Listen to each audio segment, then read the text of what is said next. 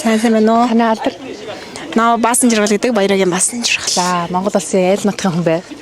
Хинтээ аймгийн Баян Мөхсөн байх. За, Монголд бас ийм морин мэрэгчлэр ажилдаг. Үгүй ээ. Энд анх удаа ирж, энэ жил анх удаа ирж байгаа. Ирээд сурсан уу? Ирээд сурсан. Монгол улсаас багш ир дасгалжуулагчтай гэсэн үг үү? Тийм Батбаяр гээд түн байгаа. Тэгээ хэдэн сард ирсэн бэ? Өнөө жил ирж байна уу? Тийм энэ жил 5 сарын 20-нд ирсэн. Тийм.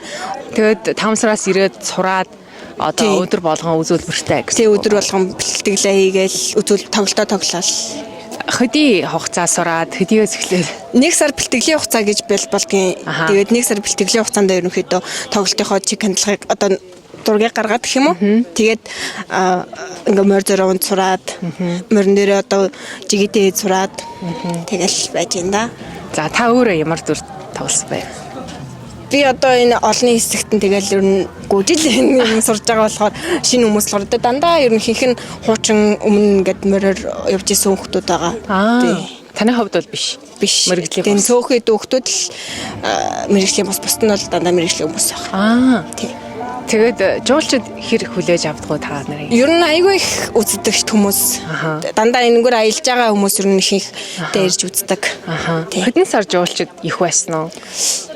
За 8 сард энтхийн наадан болсон. Тэгэхэд л ер нь айгүй хүнтэй байсан да. Тийм. Өдрийн 2 тоглодог гэсэн тийм аа? Тийм, өдрийн 2 тоглодог. Тэр одоо энэ 3 гэргээд тэнцээ яваа дээр бас нэг өглөө хормын эслэл гээд бас нэг 3 өдрийн 3 тоглолттой гэсэн үг. Тийм. Бас нэг астамсан жижиг аам нь тийм. За тэгээд энтхийн Хянган аймгийн амьдрал бас ч нөө энэ гоё сайхан л нэг жимаа Монголтой төстэй гоё л санагдчих чинь. Жохон халуун хаяада амир халаад. Тийм. Тэгэх юм байлээ. Баярлалаа. За баярлалаа. Амжилт хүсье. Баярлалаа.